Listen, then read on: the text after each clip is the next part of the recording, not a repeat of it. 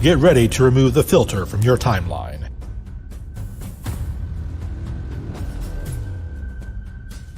Get ready to break the censorship of social media.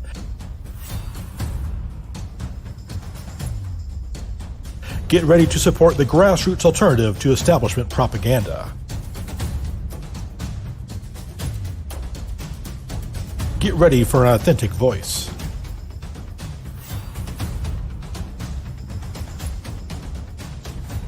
Get ready to resist cancel culture.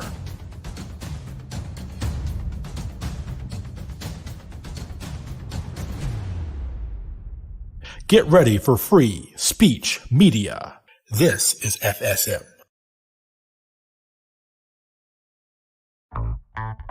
From the heart of trucker America, my boy Reed Coverdale, host of The Naturalist Capitalist. As the left becomes less religious, they become more statist.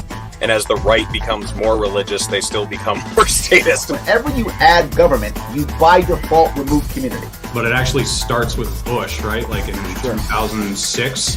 That'd be the most satisfying, like, chair shot, ka-chunk. And I have no intention of keeping any promise that I make. The radical messaging is almost more pragmatic sometimes. It's bad that the state is as big as it is.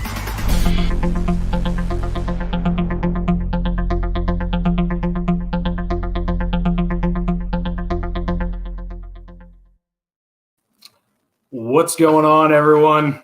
Welcome to the Naturalist Capitalist. We actually are here together in person. I know it doesn't look like it, but we're both here. I'm here with Clint from Liberty Lockdown. How you doing, Clint? I am doing well, Reed.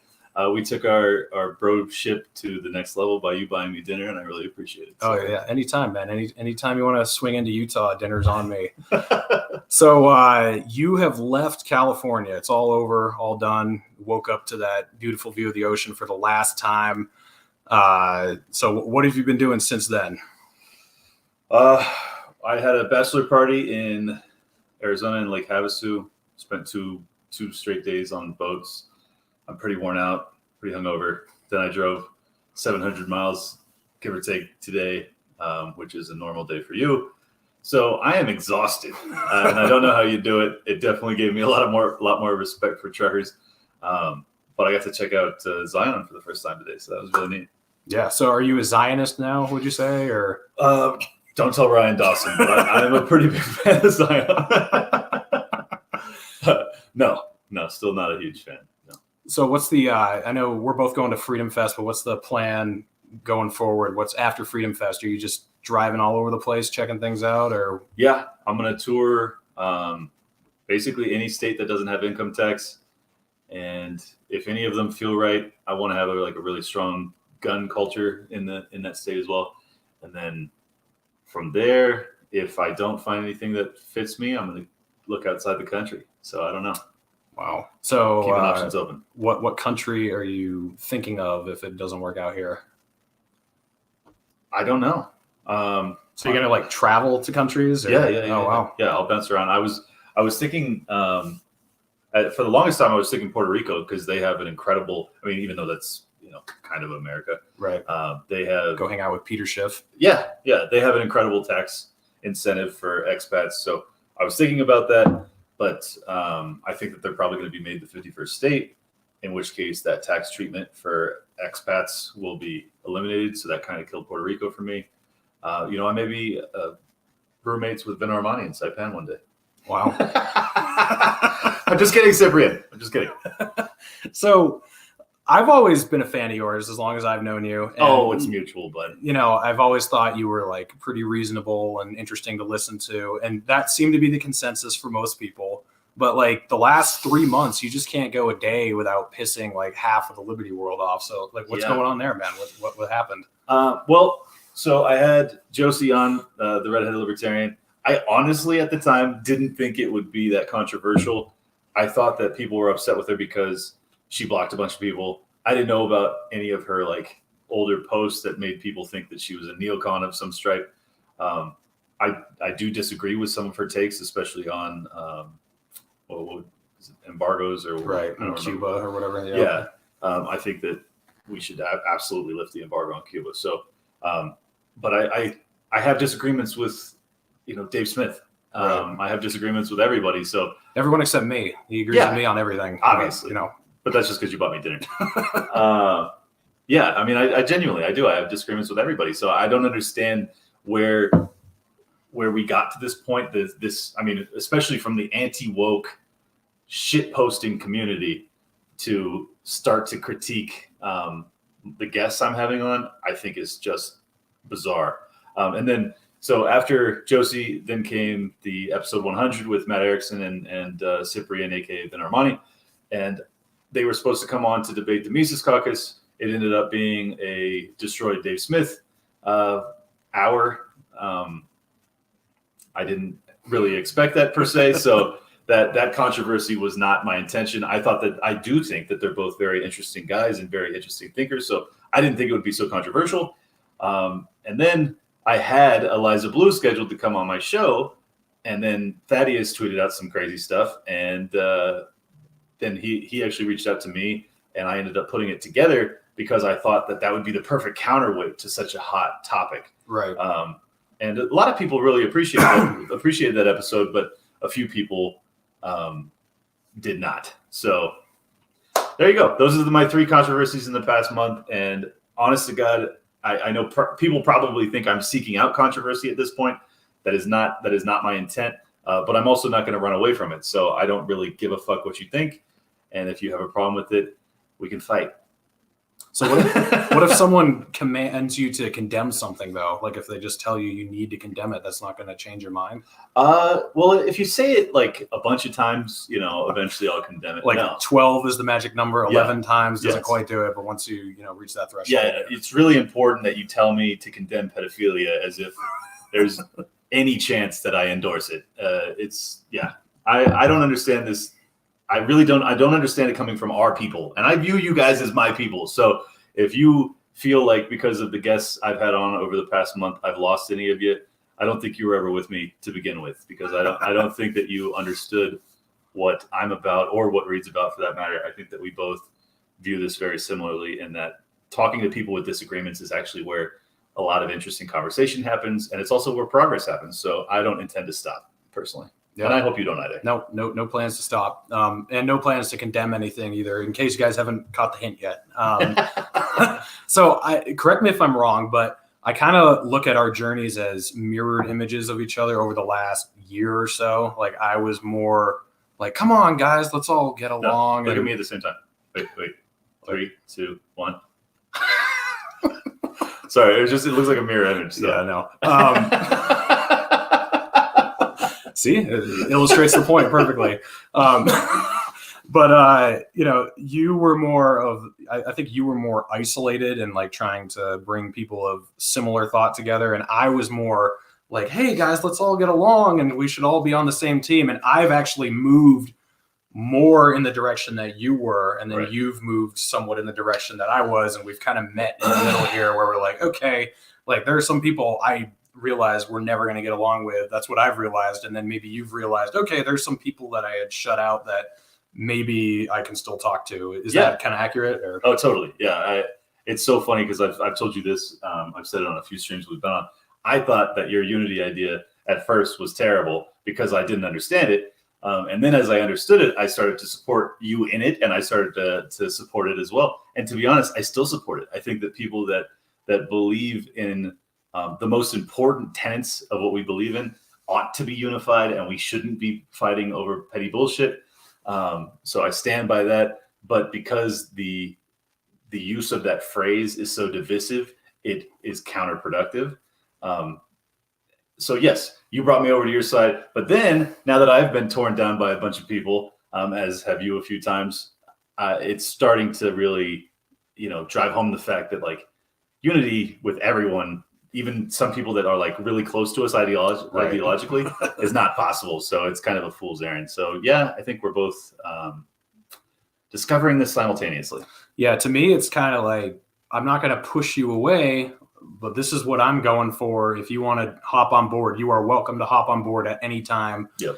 But if you're not going to hop on board, I'm not jumping off to pull you aboard. Like, I mean, you have to want it yourself. Yeah, it's like, and from my perspective, this is a really dangerous time, and there's really dire consequences if we fail in this mission, so to speak. So I'm not going to slow down. And if I lose anybody because I am going at a pace that you're uncomfortable with, or if I'm talking to people you don't like or anything like that, I don't really care. I don't have time to wait. I need to see progress in this country for it to be salvageable, if it is salvageable. So it's like, I'm just going to keep going full steam ahead, man. Yeah. I'm just going to do this like every 5 minutes to remind you guys that we actually are in the same room together, because it really doesn't look like we are on the screen. That's crazy. Well, the conversation's a lot better because we don't have the latency of the connection. Yeah, that's true. I mean, especially with how many technical difficulties I'm always having with my internet and everything. So this time we both sync if it doesn't hold up. It's not just going to be a guy on the other end like, Reed, are you still there? Where'd you go? So yeah, we're going to Freedom Fest in a couple days here. What are you hoping to see there? Is this like your first big like non-libertarian party liberty event, or have you been to other things before, or what are you? Yeah, actually, I went to Freedom Fest in like 2005 when it was in San Diego. Whoa, long time ago when you were like 4. I was 11, so just kidding. a little older. But I actually met and got to talk to in person Stefan Molyneux. So I am officially canceled. How fun is that? Yeah. So yeah, he was like one of the big speakers there, and it was really cool. But I wasn't even politically engaged at all really at the time. Yeah. I just thought that he did really good YouTube videos about anarchy or libertarianism at the time. So that's probably the only big this type of thing I've been to. I've been to a few Mises Caucus events. I've had a Mises Caucus event at my house, but yeah, this is going to be pretty unique for me. So same for you. Yeah, I mean, I went to Pork Fest. That was the first thing, and it was fucking weird. I'm sure you're going to see this too. I can't wait, honestly. It's gonna be fun. I was a celebrity at Pork Fest. I went there with my dad, and I remember saying, "Dad, there's probably going to be a few people who know who I am." There were like over 200 people who they either wanted an autograph or a picture or just to talk to me. And I want to say just, my demographics are pretty bad. I'm like 99.8% male followers. And this 50-year-old woman came up to me and said, like, I'm watching every episode you put out and it's changed my life. And that's so nice. That was crazy. I mean, just for like a 50-year-old woman to tell me that was really cool. That's incredible. Because I'm mostly like 18 to 35-year-old guys. Dude, so, that was pretty cool. But you are definitely going to be a celebrity. You're going to have tons of people coming up and, wanting to, I don't know, get an autograph or something. So hey, as long as you're a guy, I'm down to sleep with you. I want the ladies to really avoid flirtation. I don't need any Me Too incidents. But the men, obviously, you can stay in my hotel. I'm just kidding. Don't do that. That's creepy. I've obviously got first dibs on that because he's bought me dinner. Tonight. Yeah. No, it's going to be weird. I mean, I had my first Liberty celebrity thing at the Mises Caucus event, actually at the Tom Woods event. Like 3-4 months ago in Orange County area.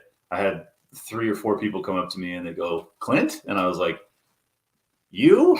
But at the time I still didn't think of my show as having any reach. So I learned that it had some reach and that Tom Woods fans were checking me out. So that was really neat. And then the first time I had someone ask for a photograph with me was at the Mises Caucus event when Hooked Up Jesus and Thaddeus Russell were speaking. So that was a trip. And since then, I think I've become far more notorious over the past couple months. So it's gonna get wild. But I can't wait to meet everybody. I think it's gonna be amazing. Yeah, people are a lot cooler in person than they are on Twitter. I found that. Well, you better be, because I'll fight you, motherfuckers, if you come at me like you do on Twitter. Holy shit! I actually had a few people apologize to me. They were like, "Hey, man, like I know I'm an ass on Twitter," and I was like, "I don't know who you are, so I don't really care." And actually, one person came up and gave me a hug, and she was like, I've been really, I've been a huge jerk to you. You used to follow me, and you stopped following me.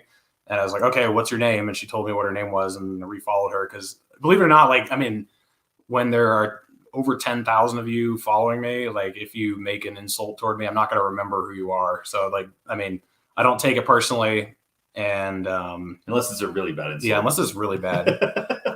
Which I've got a lot of those over the past couple of weeks, and I remember y'all names. So no, I'm just fucking around. I try not to take the bullshit online too personally, but when it gets to be a wave, like when you have a really controversial episode and you're just getting bombarded with like dozens of hate messages, it can be it's draining. Like I always laughed at people that complained about online interaction, and I still think it's a joke, because I mean, obviously it's not like really affecting my life, but it's just like, what are you doing? So I had a guest on you don't like, so like I get 15 people telling me that I'm a cock or whatever. Like, come on, man. It's I don't know. I hope that when people meet me in person, they'll realize that I'm actually very passionate about what I'm doing, and that there's no like performative nature. You just had dinner with me, like this is who I am. So I hope that you guys say hi, and we can hash out our beef if we have any. Yeah.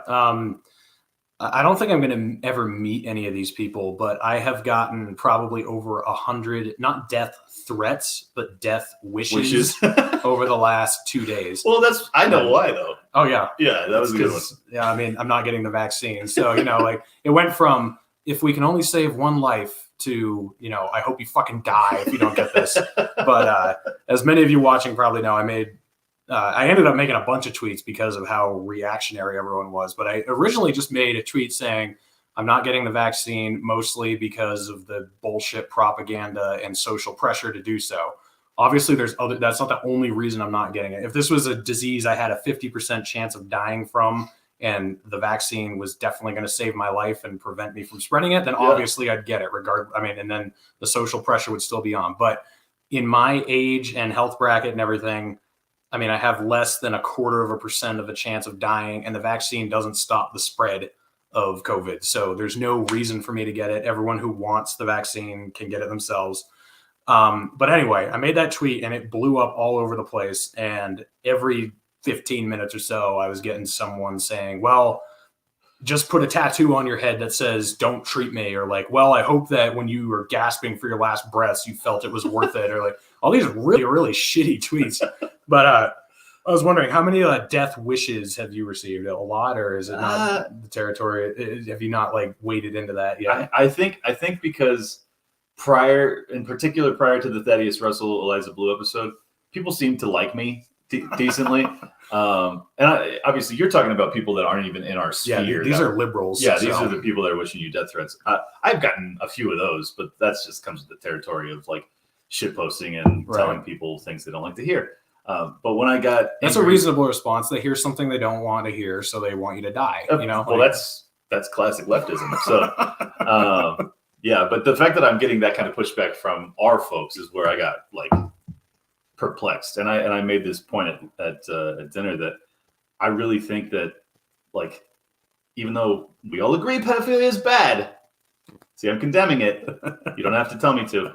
I really think that is the topic that makes us seem like SJWs, in the sense that words become violence, and to me, violence and rape or whatever is only violence and rape if it's violence and rape, but it is not words. If you talk about it, it doesn't cross into that threshold. And I thought we all agreed that words weren't violence.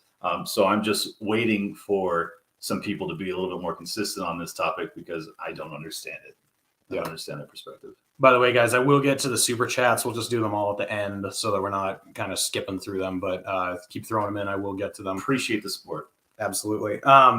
So your show has been going, what now, like 15 months, 14 months, something like that? I think it's 14. 14, yeah. So what was the defining moment so far? Like what was it, ending up on Part of the Problem or ending up on Tim Pool? Like what was the most, like exciting, like, yes, this is why I'm doing this. This is really taking off. Yeah, well, two different answers there. For me, I idolized Dave. I mean, he was the one that showed me that you could actually talk about our beliefs and find an audience. The first time I heard him on Joe Rogan, it basically changed my life. I was like, this is a guy. I mean, it was basically like hearing me on the biggest podcast in the world at the time. So when I realized that's coming soon in real life, guys, he's gonna be on there soon. Let's hope. Yeah. Let's hope for either of us. Both of us. Yeah. Hey, there we go. It goes a tag team.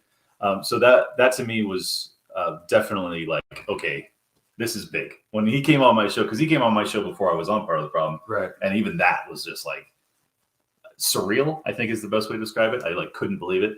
And then the Tim Pool appearance was genuinely surreal. Like even looking back on it, like now that I've talked to Dave and I've got to know him, and we're kind of like friends, I don't feel so weird about it. But the Tim Pool experience, I flew, 6,000 miles in a 36-hour period.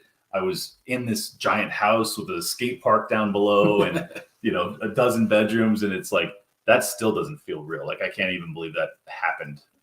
So that's the trip. And it was also so organic. I mean, I remember texting you, asking you, so how did this happen? And you were just like, oh, well, I just said something on Twitter, and then it kind of went from there. It's just pretty amazing. It's unbelievable. I mean, I think that I got some endorsements from other people that have been on there, and I don't know if it was Dave or Josie or who, but props to and thank you to any of them that did. No one has made it explicit that they helped, basically endorse me. But yeah, the interest in me, I think, was genuinely organic because Tim Pool was asking about BlackRock, and he was making some assessments that I actually disagree with. And I said, hey, if you'd like someone with expertise in this area to come on and explain it to your audience, I'm your guy. And then God bless my Twitterati that hopped in that thread and really pushed it and said, yes, you need to have him. And then literally 72 hours later, I was in Virginia talking to Tim Pool. It was fucking crazy. Isn't that the best feeling when your followers do that for you? Yes. That just happened. I'm going to be on Bridget Fettis's show on Tuesday. Just to let people know that we're here. Yeah.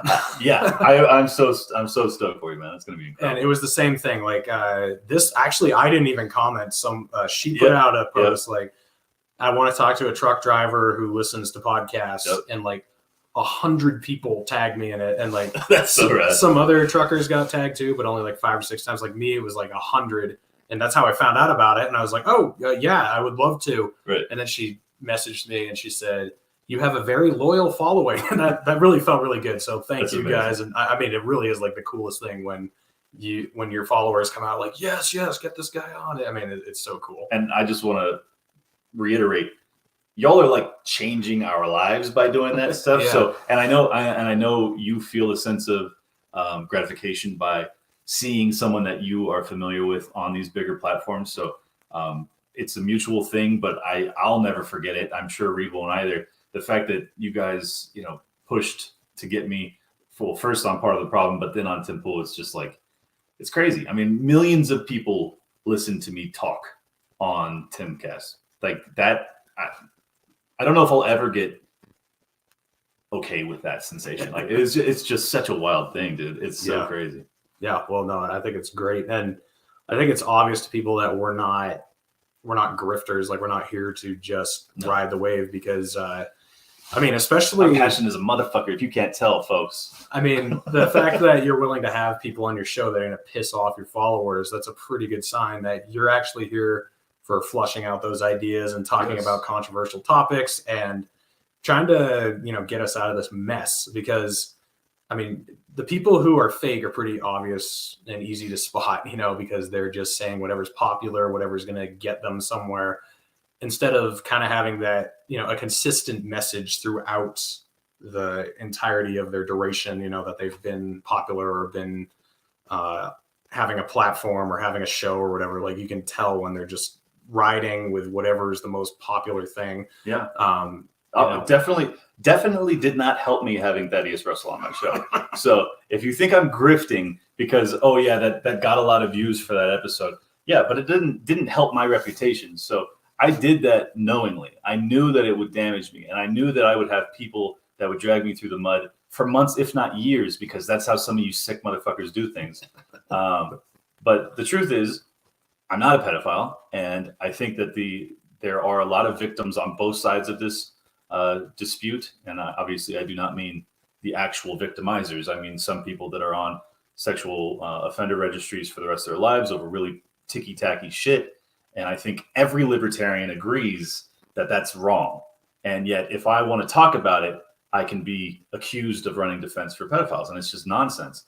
So the fact that it's nonsense obligates me to stand up regardless of what it does to my reputation. And I stand by what I did. I stand by what I said on that episode, and I think that it was the right thing to do. So if you still have a problem with me having had him on, I continue to say, go fuck yourself. But thanks for watching. Yeah, just 2 notes on that. For lots of blue collar workers out there who might, take a piss between the dualies on the dump truck or between the tills on the line truck or something, if you get caught doing that, you're a sexual offender. Yeah. So, just to put into context some of the dumb things that you can get in trouble for. And this guy also has the Ryan Dawson endorsement. So, if he's a pedophile, then he's really I'm in trouble. Fast one over. Yeah, I'm in trouble because he's the first to rev up that chipper. Yeah, for sure. So what I've found interesting recently is that it's not necessarily just the blue-pilled cucks who have their trigger issues. Like it kind of exists everywhere. Everyone has their issue that just puts them into nothing but an emotional phase. There's no logic left anymore, and there's nothing you can do to talk to them about it. Right.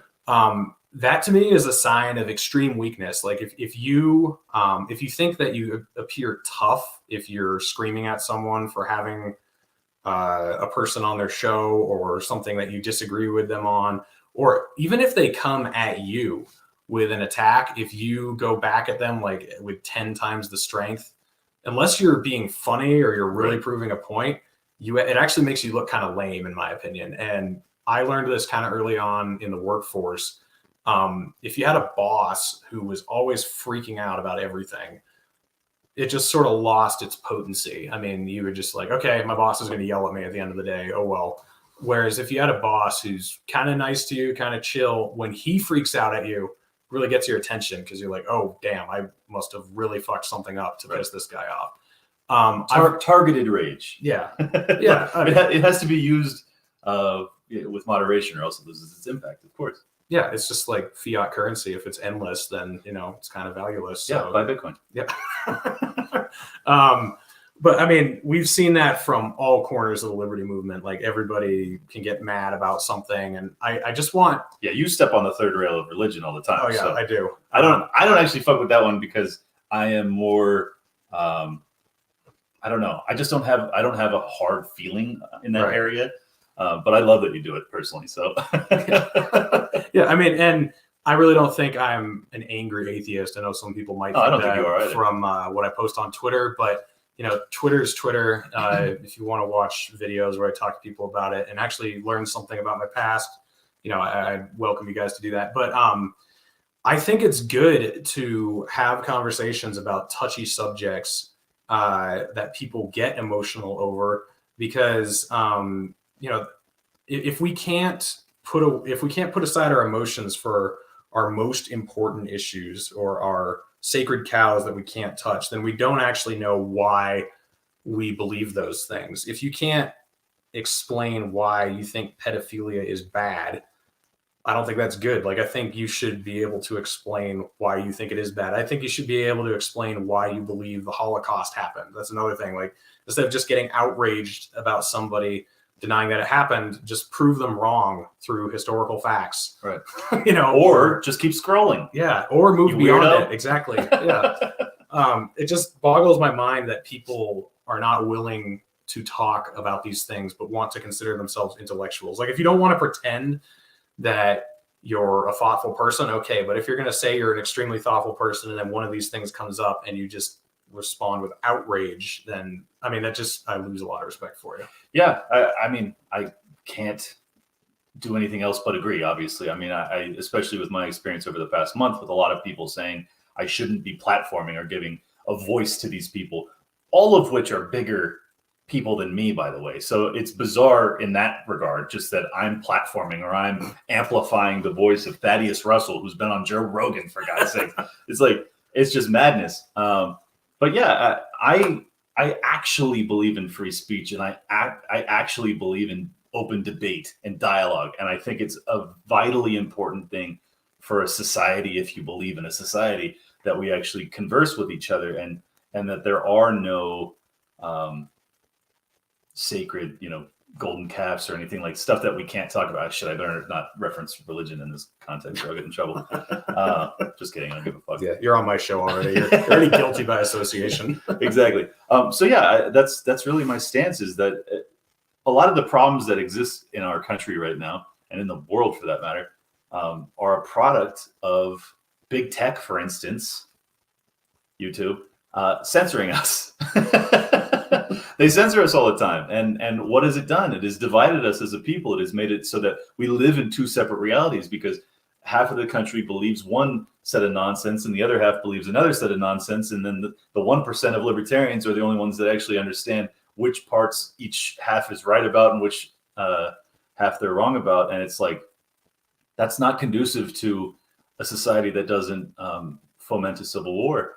So as someone who is genuinely peaceful and genuinely doesn't want to see a war, I feel like we either take a stand and we have conversations with people that are our ideological opponents, or we just expect there to be blood. And I don't want that. I don't think any libertarians really want that. So I don't understand this disposition. And I hope that people, after listening to us, will understand more why I'm doing it. And I hope you can agree with at least my perspective, whether or not you agreed with the guests I had on. I didn't agree with them either, if you didn't catch that. So that's all. Yeah. I mean, I think having people on that we disagree with is important for us to either reaffirm our own beliefs or to realize that some of them might not be true. Like, if a leftist can convince me that something they believe is true, that if it's actually true, that's a good thing, right? Yes. Like, I mean, if I'm wrong, I want to know. I don't want to just, build the walls up in my echo chamber and tell myself I'm right and find this group of people that agrees with me. I'm actually trying to figure out what's true here. And if you're not willing to talk with people who disagree with you, I think that mostly points to an intellectual weakness that you have, because you're afraid that the person you're going to talk to might actually say something that makes sense. It might make you have to think about something. That's so pathetic. And I think you're absolutely right, actually, that is people's concern or their fear. Yeah. I don't fear that. I look forward to it. I like to have someone approach me with information that I haven't considered, so I can actually become better. Right. That's how I've gotten to where I'm at now. I think is that I genuinely appreciate someone who can bring information into my bubble and kind of disrupt it and allow me to think about something differently. Perfect example. Conservatives have done a really good job at bringing me back from being a pretty pro-choice person when I was younger. Mm-hmm. And now I'm still not a pro-lifer either, because I don't believe that the state should be involved. And I think that it's too gray out of an area. And I know a lot of people get upset about that. And again, don't care. But the point being that, when I was younger, I thought like, oh, it's nonsense. It's just, the clump of cells argument and all that shit. And now I totally disagree with that. I think it's pretty clearly murder. I just think that it's not clear enough that the state should be imprisoning people over it. So, yeah, that's a great example of that. And then the left, I mean, I was never pro-war, but I think that when you talk to people on the left, especially good lefties that are doing reporting on the ground and stuff in Syria or whatnot, those are really important people to talk to. So I'm going to have on people on my show, as you will, as I'm sure too, to get that kind of information. Abby Martin, for instance. So. Yeah. The other one is Tulsi Gabbard. And a lot of people have been messaging me to call her out on everything she's horrible on. And like, why? Why would I have someone on my show and then just tell them how much they suck? Like, what does that accomplish? I mean, I can understand if there's one area of difference that you're genuinely interested in, right, in their worldview, bringing that up. But just having someone come on and just blast them for an hour, it's like, okay, well, that's a level of like shock jockery that I don't think actually advances what we're trying to accomplish either. But at the same time, like, I do think that it's good to have some conflict. So yeah, I think you'll handle it well. I have no doubt. Yeah, no, I mean, I'm looking. He's got it. I'm looking forward. I can't believe we're here. This is crazy. We are here, guys. Like, we're not, for everyone who just jumped on, we're not in a different spot. But yeah, I mean, with Tulsi, like, I think she's great on a lot of things, and I just think she sucks on some things. Yeah. And I do want to talk about a little bit of both. But these people who like say if I had Nick Fuentes on, which I would do, by the way. I've invited him 4 times. Deal with that, vegetarians, you fucking losers. I'd also have Billy Crystal or AOC or anyone who would be willing to talk to me, just because anyone where I think there could be an interesting conversation, basically.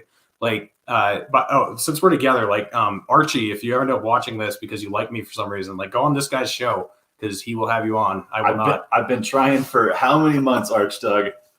Let me just say it one more time, buddy. I would love to talk to you. I don't know why you gave Nick Ashley the fucking nod. Give me the nod, bud. Let's go. Vegetarians. Shout out vegetarians, you 200 subscriber ass losers. Let me on your show.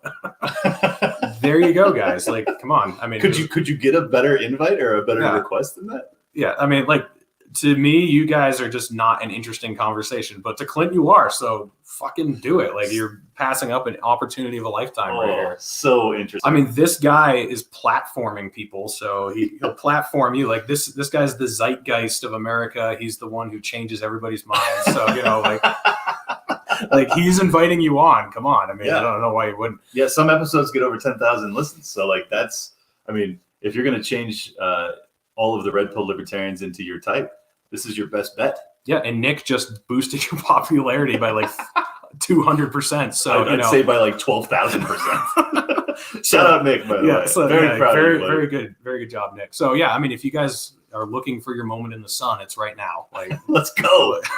I'm telling, dude, I'm dead serious. Like, I have been salivating for the opportunity to talk to any of those guys. I'll take the one with the fucking cat ears, whatever her name is. I don't give a shit, man. Like, I'll talk to any of you guys. Seriously. There you go. I don't think it gets much more obvious than that, guys. And I won't make any black jokes like I did because you guys got all pissed about that. But I'll still think them. but the point I was getting at originally there was like let's say Nick Fuentes or Jimmy Dore were to come on my show, with either one of those guys, I would want to establish some sort of common ground.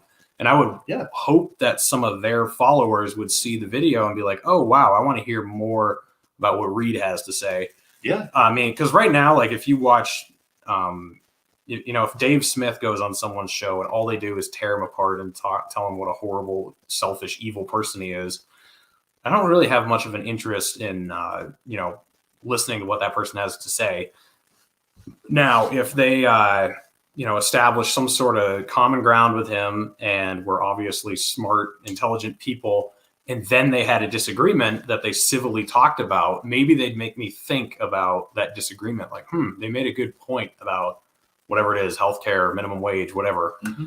Then I would want to go listen to them and hear more on that subject. So a lot of libertarians have got to be this way with other people. Like, as Clint said, it's not like you agree with everything they say when they come on and tell them they're the greatest thing that's ever existed, but you don't want to just have them on to lambast them because that's not going to accomplish anything. Yeah. And if you care about converting people, which, let's be honest, we do, because if we didn't, we wouldn't be online talking about it constantly.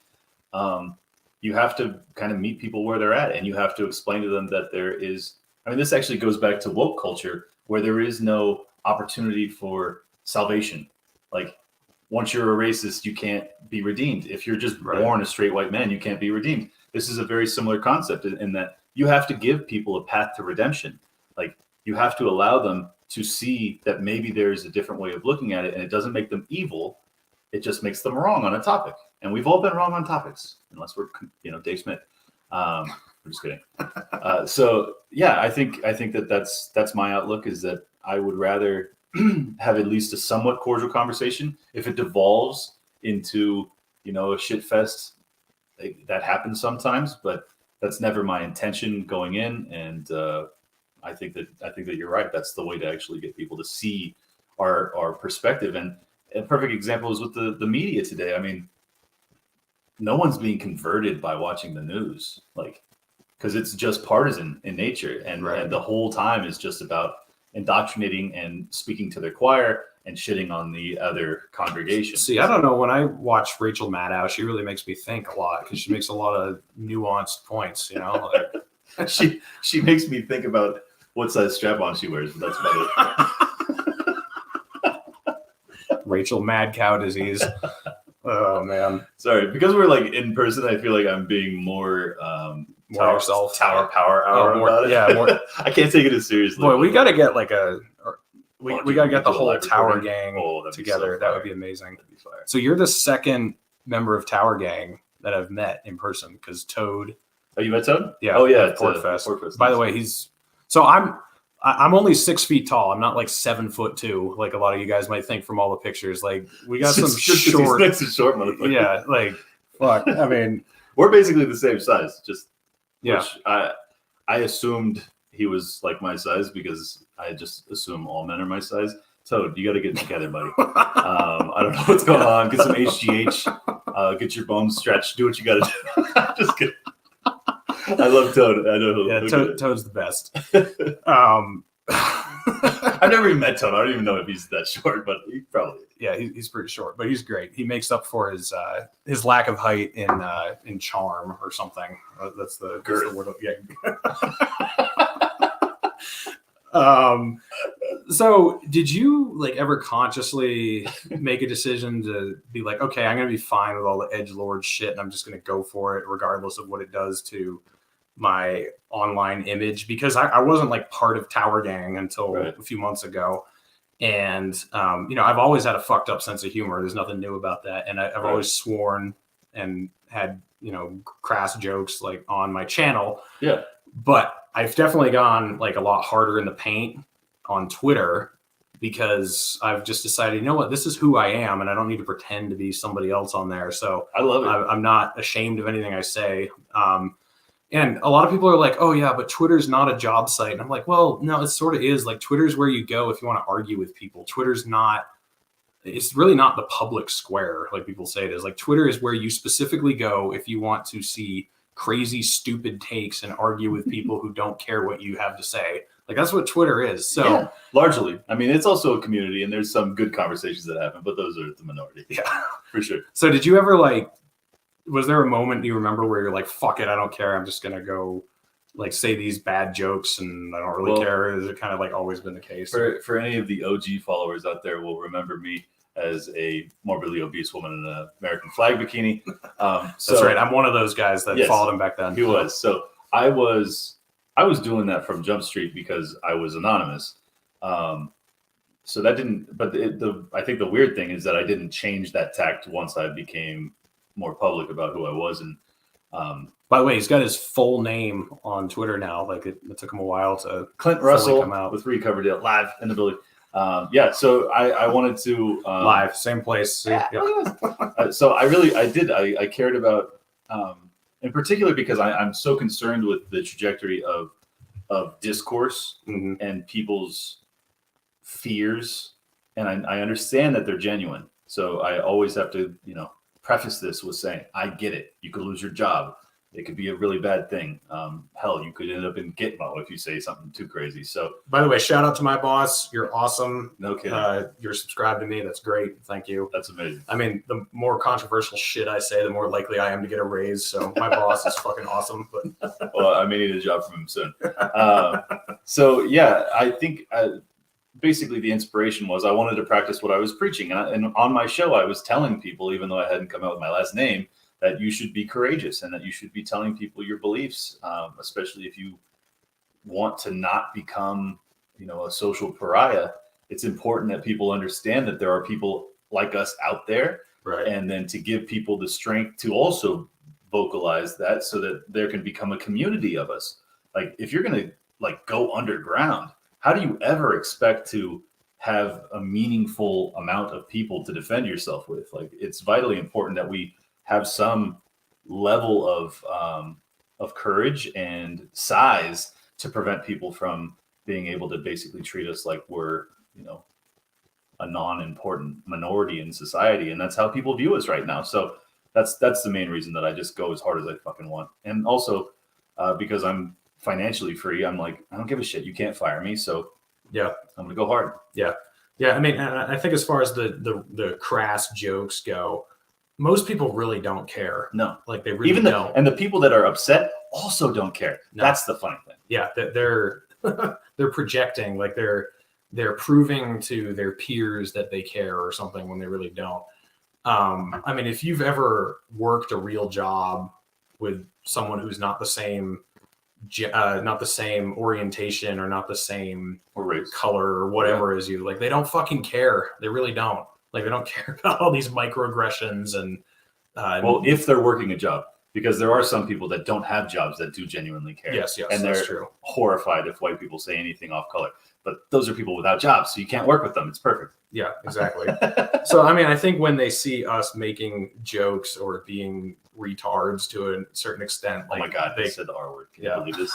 Cancel this guy. they resonate with us. You know, they're like, okay, yeah, like these are my people. Like he's not afraid to say retard, even if he's going to get in trouble for it, or you know. Exactly. I don't know. You know what? Because we're speaking how you speak.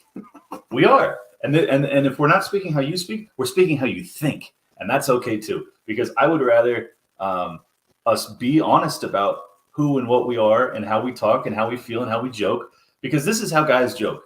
We talk shit about each other and we tear each other down, and it brings us closer together. And that's how I've always been with all of my guy friends throughout my life. And I'm not going to stop, because I think that's actually how you bond as men usually. So, by the way, that's when you tear each other down to, you know, like face to face, not behind each other's backs. Correct. That's bitch shit. Like, yes, correct. Thank you for clarifying. I completely agree. Like, you have to say it to the guy, or else it's just whack. All right, let's get to some super chats here. Let's see. Going from Top Lobster, it still looks like you're in separate rooms. We're not.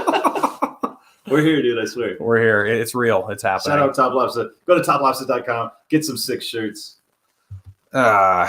Can't make it to Freedom Fest, but while you're in South Dakota, get to the Alpine Inn and drink the ranch, then ask Gnome about her wacky weed buffoonery. Yeah, I think she's going to be at Freedom Fest, right? Get to the Alpine Inn and drink the ranch. What is this? Drink the ranch? I don't know.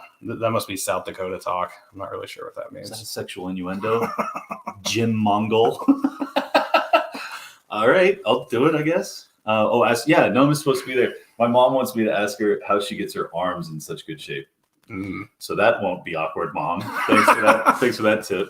Oh, by the way, who that is going to be there do you want to get on your channel?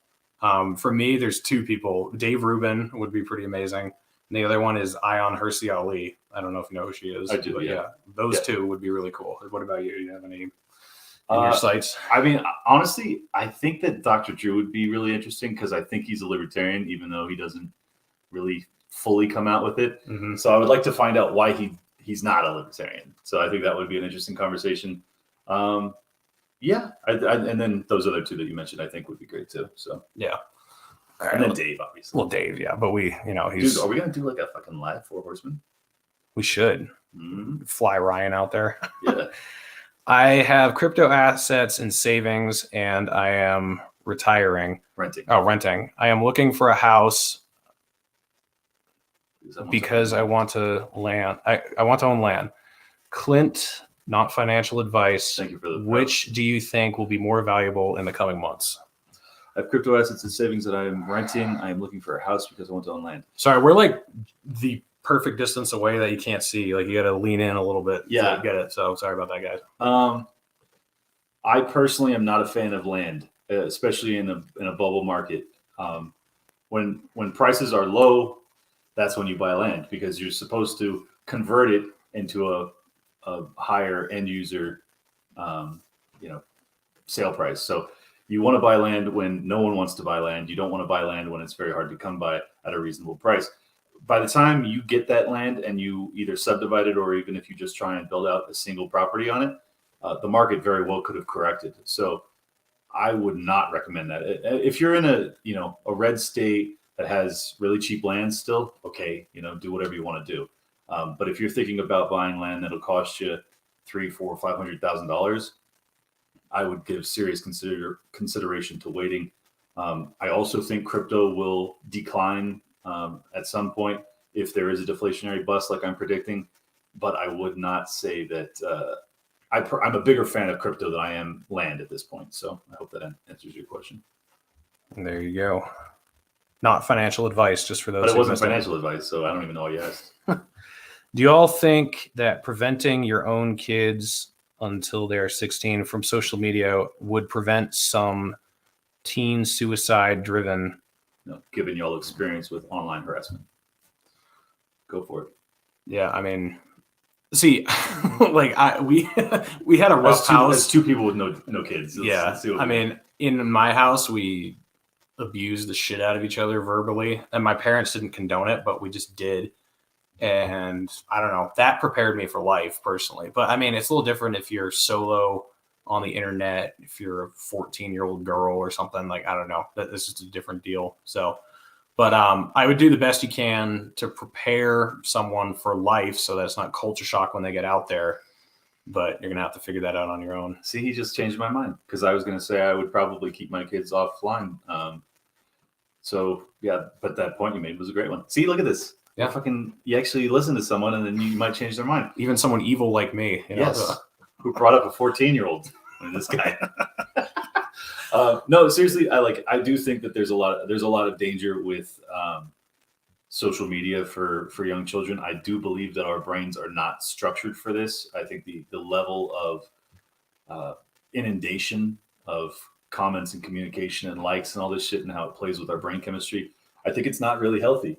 But at the same time, as he said, you do have to learn to live with it, or, go join an Amish convent or whatever. So yeah, I mean, you gotta get to the point where you don't care about it.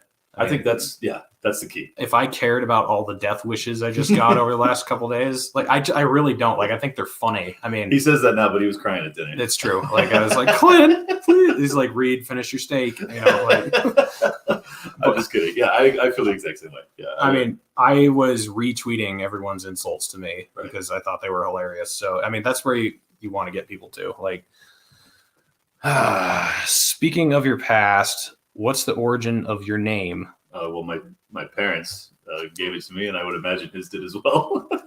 What do you think he means by that? I think he's talking about our shows, but well, mine's pretty obvious. But do you know what your name actually means? I do not. Okay. Oh, actually, Clint means good old Southern boy in like baby books. Oh, well, my first name, I'm going to drop a huge thing here. My first name is actually Scott. I go by my middle name, which is Reed. But Scott means wanderer, which, is kind of fitting. Reed means red. So I'm the red wanderer, whatever that means.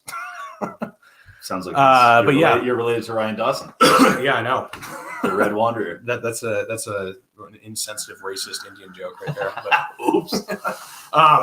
Let's see. So my show, I've wanted to do a show for a while, and I didn't really want to do one about politics. I actually wanted it to be more about philosophy and about being a minimalist, which I know you guys can't see my room, but Clint can attest to the fact that I am. This motherfucker's a minimalist.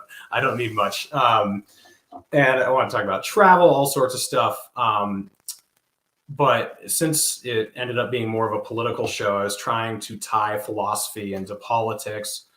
So I thought of a few different names, but naturalist and capitalist sort of rhymed, and it kind of fits how I view the world. I mean, I think there could be supernatural forces, but I think when we're dealing with logic, we kind of have to just deal with naturalism and how things work. And that's kind of how capitalism is too. Like, capitalism sort of is naturalism. It's how economics naturally work without intervention, trying to screw everything up, So the whole idea of the name is basically laissez-faire in the complete sense, in like every way, like in economics and people, like just leave everything alone, don't interfere, and it'll work better. I dig it. And he also doesn't wear deodorant, which is where the naturalist comes from. I'm just kidding. He smells great. My show is fairly obvious, so I won't spend much time on it, but I had a mortgage business that basically I had to shut down because I couldn't continue to invest in my lender's capital in this environment after the lockdowns. And Liberty lockdown, it's alliteration. I was just like, well, that sounds nice. And then I was lucky enough to have killers like Todd Lobson and people come in with dope art. So the name stuck. I don't think I'll be changing it, even though the lockdowns are lifting, because I believe our Liberty will be locked down until we prevail. And if we prevail, I can just shut my fucking show off. So that'd be great.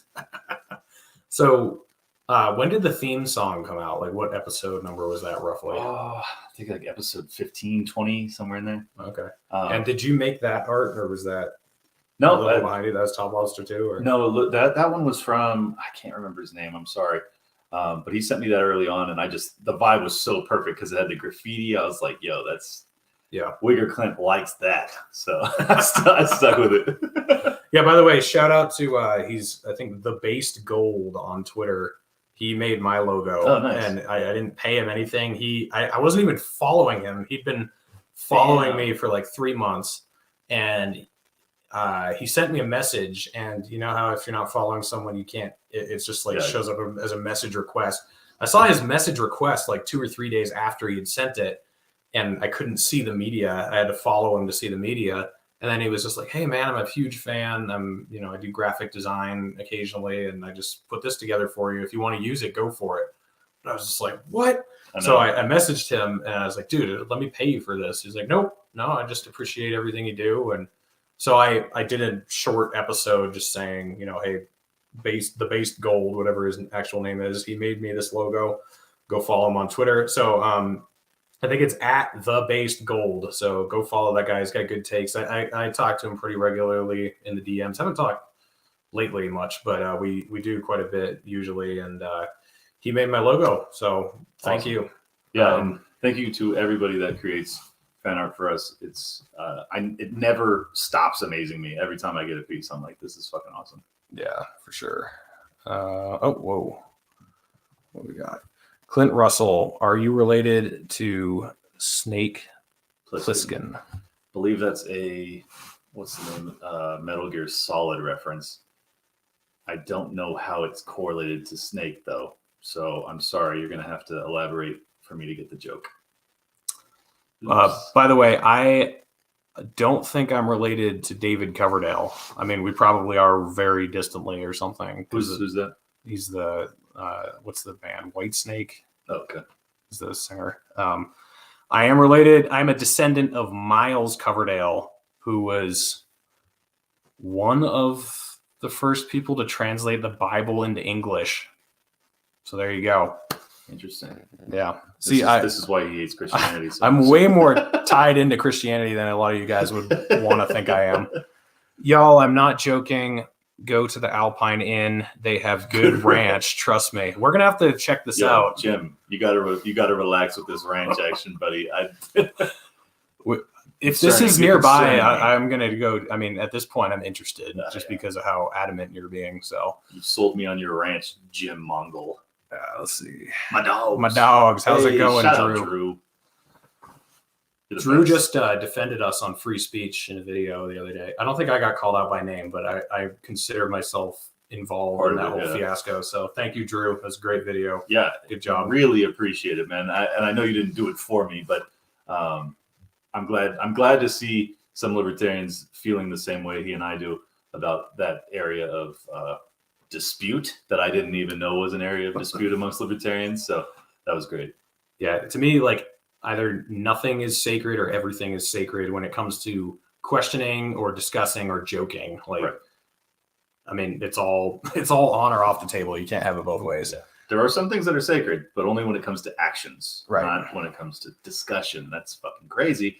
Go subscribe to Drew Hancock's channel on YouTube. He's the man. He's great. He is the male Kerry Wedler, is what I think you said that, and I said that too when I had him on. Like, it's true. His videos are very good. But like, hotter somehow? Yeah, I mean, I didn't really want to bring that up, but I'm more sexually attracted to him. I didn't, really want to talk about that. But he carries a smoke show, so Drew is really working with something. Yeah. I'm just kidding. He's like 19. I'm gonna get myself in trouble for joking with him. Well, no. He's over 18, so we're okay. Kurt Russell, my dog, escaped from New York. Jesus Christ, we're just gonna make a bunch of Russell jokes now. Yes. I don't know. I escaped from California. Does that count? Clint Russell escaped from California. Yeah, there you go. There we go. Wow. Definitely gonna knock up this chick. Okay. Do it, brother. Reproduce aggressively. Wow. So, Clint, do you have any questions or anything you wanted to ask me? Or No shit. Well, I think we just spent an hour at dinner, so I asked him a lot. I know. God, I mean, because we're both here, so it'd be unfair if it was just me asking you all the questions. I know, but you know, when you get into like guest mode, you shut your it's brain hard off. to get out. Yeah. Yeah. So now you're panicking. It's like I don't know if I'm panicking, but no. Yo, what's your favorite guest that you've ever had? Was it Dave? Well, you know, other than you, obviously. Let's see, favorite guest. It was my most surreal guest was Nick Gillespie, because he's the one I've been paying attention to. Who's like, I mean, Carrie Wedler is actually the other one. I started watching her back in 2014. Do you know the Obama one? Yeah. Yeah. I saw that when it came out. Yeah. And then I saw she was following me or something like that. I had no idea that it was the Obama burn shirt girl. Oh, okay, yeah. I think because that video is super popular. Like a lot of people. It's huge. It's huge. But I had seen it. I had seen it like 7 years ago. It's like my bump fire video. People don't know it's me. Right. They've seen the video and then they're like, "Oh, that's you." Exactly. Shit. Plus, Carrie's PFP on Twitter doesn't really look like her. Right. She's got these huge glasses on. So no, I didn't realize that it was her until I had her on my show. And then I started to do more research, and I was like, wait, connect the dots. So yeah, that was a trip. Your episode with Gillespie was great, by the way. Oh yeah, thanks. And I pissed a lot of people off just by having him on, like the red pilled people. Oh, because he's not. Yeah. And I was just like, fuck you guys. Like, I mean, you know, whatever. I thought he actually came off more red pilled than I expected. I know that kind of sounds like an underhanded compliment. I mean, I don't think of him as a BFC. You know, he's more like an Amash guy. He's like, you know, just kind of not as radical as we are. But yeah, he's got some areas that I think that are blind spots or that I strongly disagree with. But overall, I was more impressed with him than I had expected to be, because I'm never expecting any mainstream libertarian to say anything that I really, really love. Right. And he had a few things that I did. So yeah. So I think those were the most surreal, Carrie and Nick, because because honestly, I've only been watching Dave for about a year. So having him on, dude, I've been watching Dave for like 6 years. Yeah, I know. So that's huge deal. Huge, big difference. And same with Tom, like Tom Woods. I've known who he was for a few years, but I wasn't religiously watching him. Right. Where Nick Gillespie, I saw him on Bill Maher back in 2015 or something. And so those two people, it was very surreal having them on. But yeah, one of my episodes with Dave, when it's just me and him, because I've had him on 3 times, once with Jeremy Todd and David Feit, and then once on the Four Horsemen, and then once just the two of us. And it was the most fluid interview I've ever done. I mean, it was so easy, just supernatural. Supernatural. That's 2 words, supernatural, not supernatural, you know. But it was that was probably my smoothest, most interesting interview. What about you? What's my best interview? Yeah, or like what's your most surreal one, and then what was your what interview did you have that you're like, holy shit, I really hit it off, and that was great? Well, I mean, and just on my show. Yeah. Honestly, Robbie the Fire and I had really great chemistry. And I don't know if I undersold him, because he doesn't talk very much when he's on Part of the Problem. And on my show, he felt like he had more leeway to do so. But I thought that his questions of me, he really forced me to explain my vantage point on the real estate market in a way and that I hadn't before. Yeah. I think that's really great when you have a guest that can actually bring something out of you. So he did that for me, and I thought that was great. I've had so many fucking great guests, like honestly.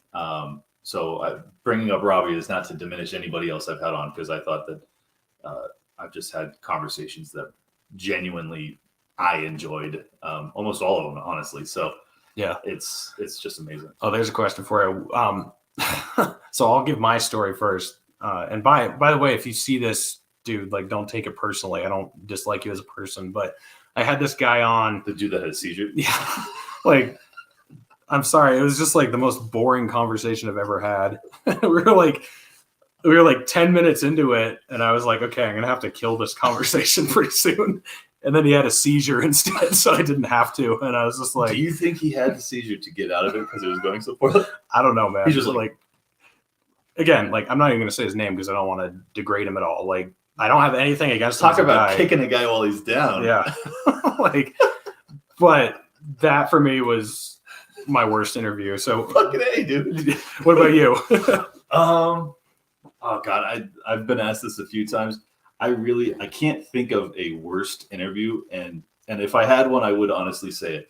I've never had one that I didn't find some value in. Mm-hmm. So it's like, it's hard for me to say that I have a worst. I'm sure I have a handful that could probably get in that category of like not the best. Yeah, but I can't say for sure. I could see you in the chat, by the way, Olivia. I know you're here, and I mean, She's saying some racist shit. As yeah, usual. she bigoted stuff, you know. But I mean, shout out to my Timcast alum. I was proud of you, girl. All right, let's see. We got some super chats here. I drive truck as well. Reed, have you ever heard of Brett Vianette from the School Sucks podcast? He introduced me to anarchy and the importance of getting out of the public school system. I have not heard of him. Have you ever heard of him? No. Sorry. I'll check him out. Sorry. I will check him out as well. Let's see. I'm usually sarcastic, but I follow Reed because I love John McCain, and I follow Clint because I love the Fed. Well, this guy definitely knows us, so that's impressive. Yeah. Yeah. So if we could get, I mean, John McCain's gone, but like if we could erase John McCain from existence in history or the Fed, I would have to say I'd go with the Fed. Thank you. It's worse. I was concerned because if you said John McCain, I was like, you got to strike the root. Without the Fed, John McCain isn't empowered. So, yeah, I agree. I mean, but fuck John McCain with a cactus. Like, fuck that guy. Yeah, I would like to dig up his corpse and do bad things to it.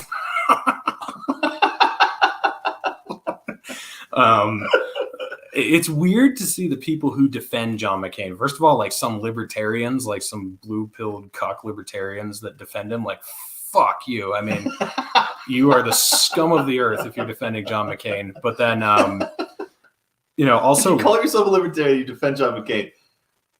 Yeah. Do something bad to yourself. But the liberals who defend him too, like, fuck you. Like, I don't know. It's just... I actually, quick story. I had a buddy about when he was running for president. Mm-hmm. And he came out to me because he knows I'm really like politically inclined. And he says, I'm probably not going to vote for him, but like, God, what a hero. And I just go on this fucking 20-minute rant. And I'm like, he's a fucking war criminal. He's evil. He should go straight to hell. I go off. And he looks at me like he had never heard anybody on the planet say anything negative about John McCain. And then I realized that we live in our own separate worlds. I was like, this is incredible. Like, people honestly buy the media narrative on politicians, including John McCain. It's incredible. So he's a hero if you're in the North Star Brigade, I guess. But outside of that, I wouldn't really. Reed, the knock up super chat was the one that came at you in your Isabella episode. LOL. Also, because we're all homos here. Oh yeah, I know what he's talking about. So that was embarrassing. But I'm not reading these beforehand because I can't even read them from here. But I'm not worried about anything that comes up on this, with Clint. Like, fuck it, who cares? I mean, if someone says something raunchy, whatever. But I had Isabella on the show, and some guy, I don't know if it was the same guy, but threw a $20 super chat at me that said, "Damn, I want to knock this girl up." And I didn't read it beforehand. I just clicked on it, and I was like, oh. And yo, if you pay $20, you can say anything you want. I mean, she took it in stride. She's cool or whatever. But it was pretty embarrassing on my part. I apologized, but oh well. What's your gym playlists? Just Naturalist Capitalist. Yeah, mine's Liberty Lockdown. Yo. I mean, obviously, I listen to a lot of rap, so that's what I listen to at the gym or podcasts. Part of the problem sometimes. I don't go to the gym. I go hiking. So I don't really listen to anything. Yeah. That's it. Bring Them Out by T.I. can get you a new personal best in the bench, I'm telling you. Also, Hard in the Paint, or whatever it's called, by Waka Flocka is like the banger of bangers. So check that one out if you like gangster rap like I do.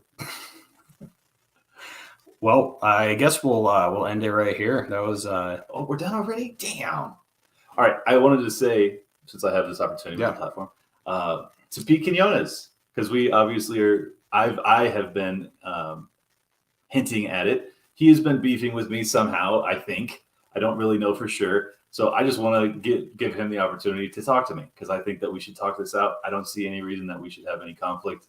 I think that I wouldn't be where I'm at if not for you. I'm deeply appreciative of you. I think that your show's great. I think you're an incredible interviewer. I think you're a great thinker. And I'm just disappointed that we're having conflict over guests I've had. And I think that it's unnecessary. So I hope that we can resolve it. Is that diplomatic enough for you? That was pretty diplomatic. All right, good. You're supposed to do like some vicious subtweet and not like even, mention who it is. You're not supposed to say it directly, I know, which is why I wanted to do that because I don't like behaving like that. And I'll be traveling the country after Freedom Fest. And if Pete would like to, have a in-person discussion, I'd be happy to do that. Or if he just wants to do it in private, I'm okay with that as well. And if I've misread this and we are not beefing, just let me know, bud. It's all good too. There you go. Subscribe to Naturalist Capitalist. What the fuck? Subscribe to Liberty Lockdown. What the fuck? And on, Apple Podcasts and Spotify and all that stuff. All over. Leave 5-star reviews. No, but seriously, it's cool to actually be here in person with Clint. He's letting me crash in his place. This guy's a fucking saint. He bought me dinner. He's let me crash on his couch. Reed's as good a guy in person as you would imagine him from his internet persona. So thank you for having me, man. Yeah, and I can say the same about Clint. Super chill. It's been great hanging out with him. Looking forward to hanging out with him the next several days. You want to tell people how bad I am at geography? That I didn't even know that Yellowstone is in Wyoming. Yeah, he's pretty bad. I mean, he's been in California his whole life, it sounds like. Hasn't really... he's never been to Utah. Nope. Like, Utah's not very far from California, no, it's but not. He's never been here before. Actually, I think I did go to Salt Lake when I was a kid, but okay. I was like 10. So, by the way, my aunt and uncle, I think, were assassinated by a hitman in Salt Lake. Real shit. Wow. There you go. That's a whatever it's called. Lead in for the next episode. We'll talk about that one next time. All right, guys. Well, we will see you at Freedom Fest if any of you are going to be there. I don't know when I'm going to be streaming next, but I'm going to be on Bridget Fettis's show on Tuesday. I don't know if that's live or when it airs or how that works, but so badass. I'll be there. And anything you got coming up, Clint? Or? No, I left my calendar completely clean because I will be traveling so much. So if anyone wants to have me on their show, I can try and do it via phone while I'm on the road, and we know how well that works out with this guys. We'll see what my availability is, but I will be traveling back and forth to San Diego and trying to get a few episodes out in the interim. But I'll be intermittent for the next 3 months, so I will try and also get some interviews at Freedom Fest. So stay tuned. By the way, Clint has a little 2x2 cardboard cutout green screen in his car that just goes right up, in the corner of the screen. I gotta keep the Liberty Lockdown logo. I can't afford this giant green screen. I know. Look, he's got the whole Liberty Lockdown wall to wall. I know. It honestly, it does look better, but whatever. All right, guys. Well, thank you for tuning in. We really appreciate all the super chats. Go subscribe to this guy. He's great. We will catch you on the next episode.